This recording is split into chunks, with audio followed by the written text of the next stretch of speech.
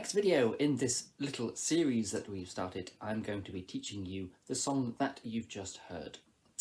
We've previously looked at the parts of an acoustic guitar, and we've also looked at standard tuning, how to tune your guitar to standard tuning. There are other tunings available, but the one that is most commonly used is the one that's called standard, strangely. And that is what we are working in today. So it's E, A, D, G, B and E on our guitar, and it sounds like this. The song that we are looking at today is called Back in Black, and it is by a band called AC/DC. I'm not going to teach you exactly the same way as they play it. Really, the only reason because I can't play it exactly the same and put a video out, because there'll be all sorts of copyright hullabaloo. So I'm going to teach you the correct chords in the correct sequence, but if you want to check the original rhythm, then do check out the actual song by the band.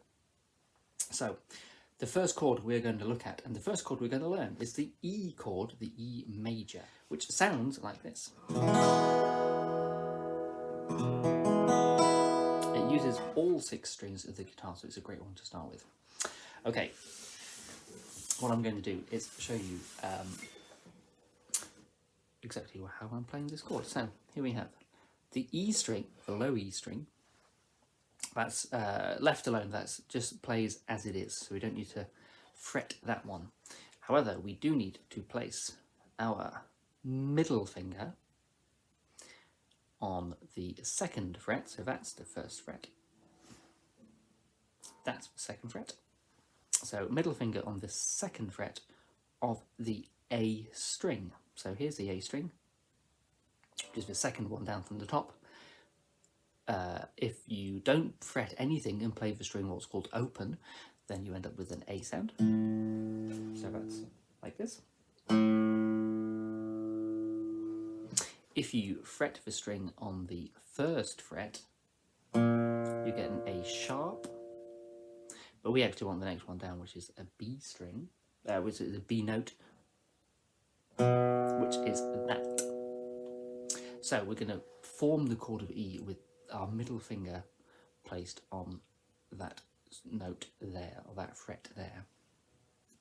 The next one we need our ring finger goes next to it on the string below. So the 2nd fret again, but this time we're going to go onto the D string and make that note there, which is actually an E. And the reason it's an E is because if you play the D string open, it is a D. If you fret the D string on the 1st fret, you get D sharp. And if you fret the D string on the 2nd fret, you get E, which is there. And that is the same note as that first one that we started with, which is the open E string. So we have an E, an E, and we also have a B in this chord. So far, we need one more finger on the fretboard, which is going to be our index finger.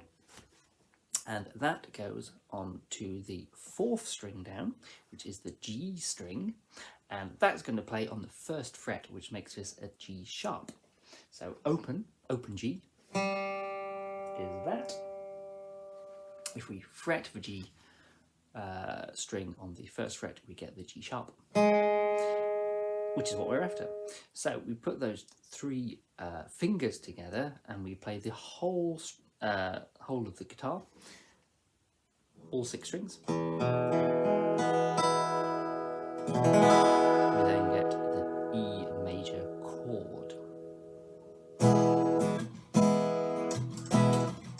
It sounds like that when you strum it. So, just so you guys can see properly, there we have the E chord. I hope you can kind of see what's going on there.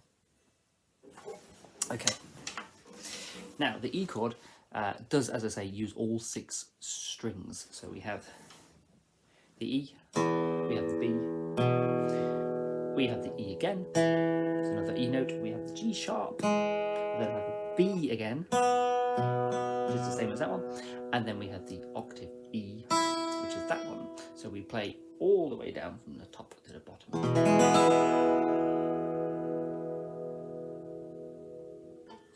Okay, one thing I haven't mentioned so far in these videos is these, which are plectrums. You can get all sorts of different types of plectrums, shapes and sizes. These are just a few. There we go. And if you play with a plectrum, I don't. I play with my fingernails, which is why I have long fingernails. If you play with the plectrum, then it would sound like this.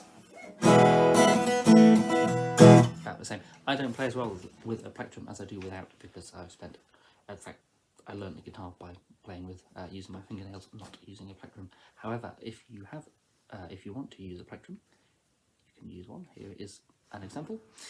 Put it between your thumb and your forefinger on your strumming hand, and strum down using the plectrum. So the plectrum hits the strings. Like